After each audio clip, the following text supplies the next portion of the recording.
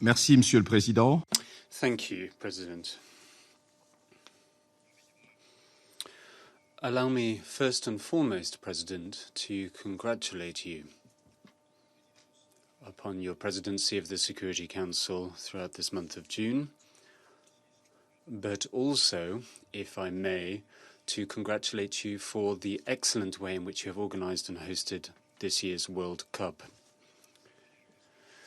Today, we are in the era of selfies, and I would really have liked to have the opportunity to take a selfie with you behind that football, but perhaps a little later. Thank you very much, President. I would like to thank the Security Council for its united front in response to the prevailing situation in the Central African Republic. And I would like to underscore the importance of this international community continuing to lend this unity to the Central African Republic, its government and its people. The participation in this briefing of my sister, the permanent representative of the Central African Republic,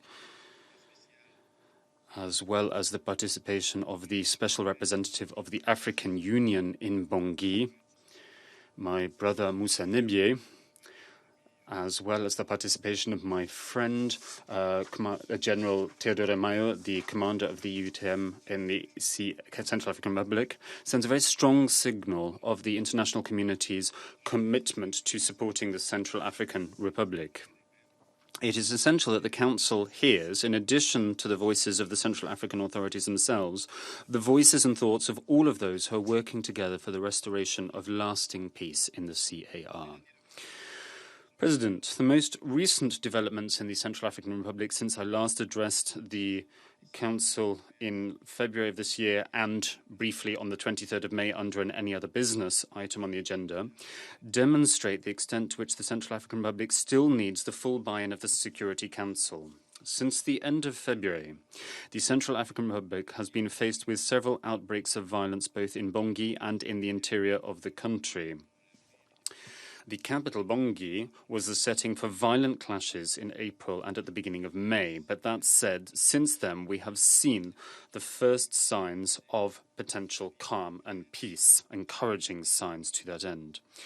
Threats of attacks against Bangui by certain radical elements such as the FPRC have continued to stoke fears within the population of the capital despite the relative calm. Although MINUSCA's robust posture has allowed us to prevent such threats from becoming reality, this worrying rhetoric, violent as it is, has been unfortunately exploited by certain politicians, unworthy of that post or name, who have used the resulting instability to their own ends and sought to stoke or fuel tensions on the basis of ethnic or religious grounds.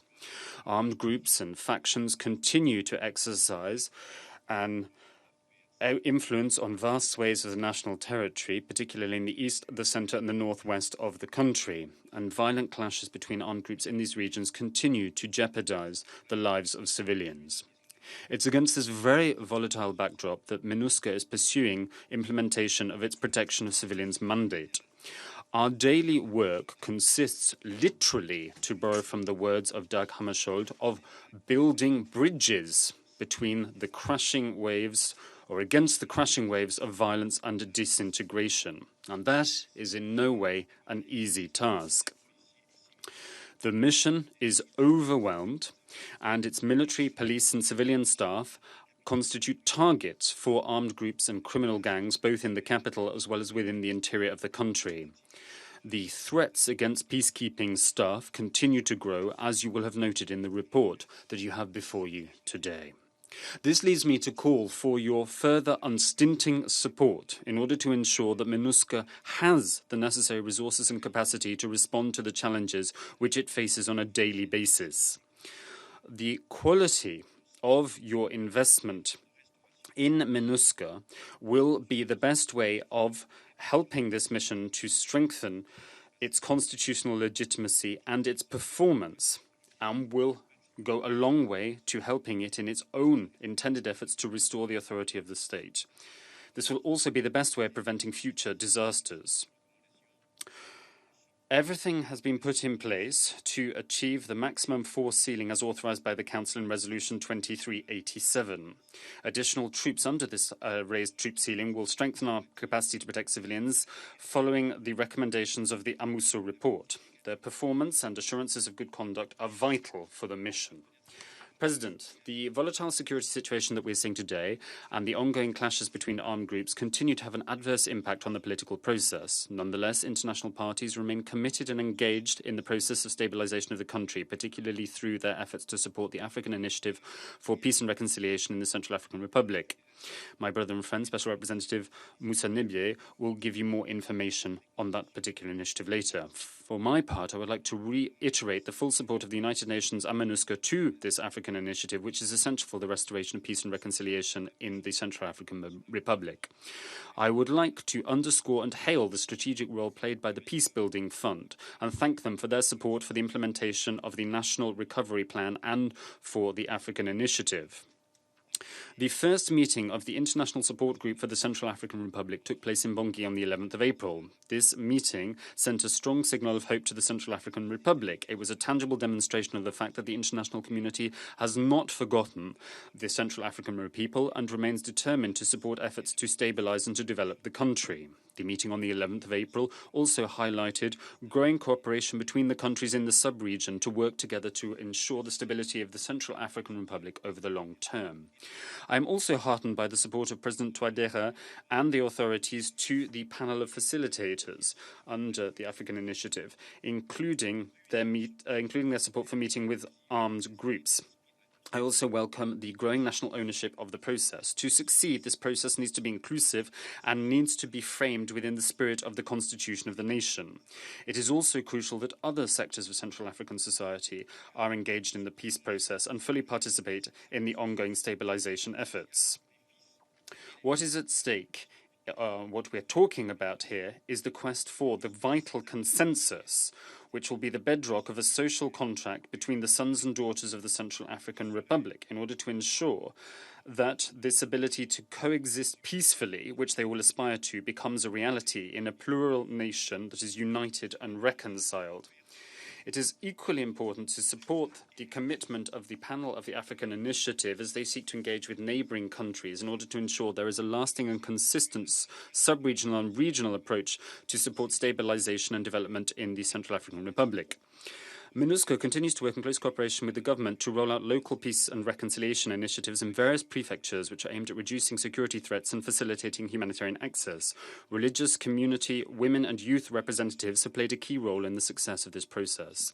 These local peace plans have also served to lay the foundation for local disarmament programs. In Bangusa and in Bria, towns which suffered high levels of violence in 2017, the local peace processes has led to the handing over of more than 1,000 weapons by armed groups. It has also seen the participation of members of these armed groups in socio-economic reintegration programs.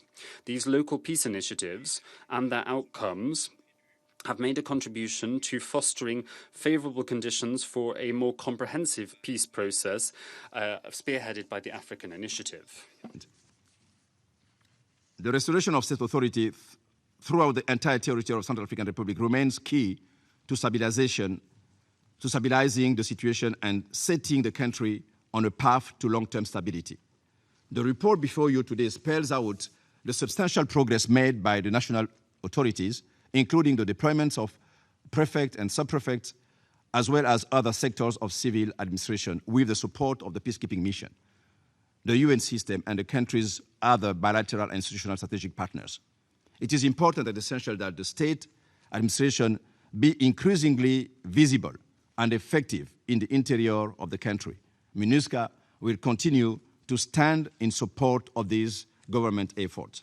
I am particularly encouraged by the progressive deployment of magistrates in new areas of the country and the opening of tribunals outside of Bangui. Everywhere I have traveled in the Central African Republic, I have heard a constant demand for justice to help communities address criminality and to counter the country's long, sad history of impunity. The National Assembly recently adopted a law establishing the rules of procedure and evidence for the Special Criminal Court. And an amending law on the court's creation, organization, and functioning. The judicial police officers attached to the court have been hired and have started their work. These steps should allow the court to commence investigations in the near future. Despite the slow but steady progress to rebuild national courts, Central Africans have new hopes that the perpetrators of the gravest crimes will finally face justice. Meanwhile, steps initiated by the head of state to advance transitional justice are also encouraging. Justice and reconciliation must indeed progress simultaneously. The gradual deployment of Central Africa's armed forces, the FACA, and the gendarmerie and police outside of Bangui have also contributed to increasing the state's capacity across the country. FACA units trained by the European Union Training Mission, the EUTM, are slowly taking up positions in the interior of the country, in joint operations with MINUSCA in Pawa, Obo, and Sibut. The FACA have helped secure new areas, reduce violence by armed groups, and address criminal activities. We will continue to work with the government to ensure that newly reformed units of the Central African Armed Forces are professional and continue to reflect the ethnic diversity of the country, and that their deployments are coordinated with MINUSCA and other key partners within the framework of planned reform of the security sector. It is in this context that the Secretary General wrote to the Security Council on 15 May to ensure MINUSCA joint deployments with the FACA forms a core of both successful security response and an effective exit strategy. Mr. President, I must once more bring to your attention the persistently dire humanitarian situation in the Central African Republic. 1 in 4 Central Africans has had to abandon his or her home. More than nearly 700,000 people remain internally displaced. Another 568,000 are refugees in neighboring countries. In the meantime, attacks against humanitarian workers make the Central African Republic the deadliest humanitarian context in the world. During the latest outbreak of violence in Bambari, armed groups looted the offices of several humanitarian agencies, forcing them to suspend operations. The continuing attacks on humanitarians severely undermine their ability to provide vital assistance, with awful consequences for the Central African population and the functioning of essential social services in health and education. The Central African people urgently need the assistance of international partners to fill the humanitarian funding gap.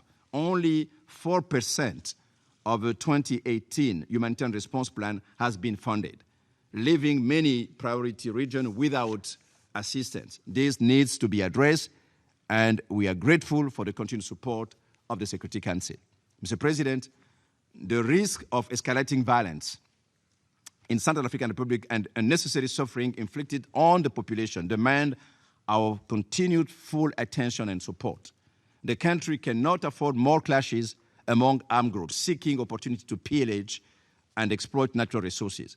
It is not too late to stop this predatory behavior and from eroding progress towards building an effective, accountable, and inclusive Central African state.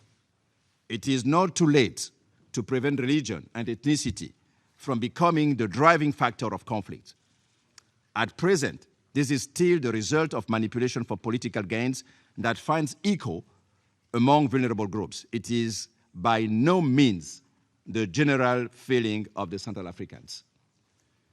As long as the hands of the state, Mr. President, the hands of the state, the bedrock of legitimate force, will not be stronger than the illegitimate groups and criminal organizations, our efforts to establish lasting peace and stability in CAR will continue to be seriously challenged. Central Africans remain desperate to see a functioning state and an end to criminal activities of armed groups. While there are many positive steps, the progress has still been too slow for understandable reasons and remains under threat from those who seek private gains through violence. Together, with the African Initiative and other partners, MINUSCA will continue to support the Central African government to fulfill the legitimate aspiration of the majority of Central Africans from all parts of the country and from all communities who hold the hope for the country's future. Our resolve remains strong, heeding the Secretary General's call to all of us to remain engaged with a considerable dose of patience, dedication, and in a spirit of sacrifice.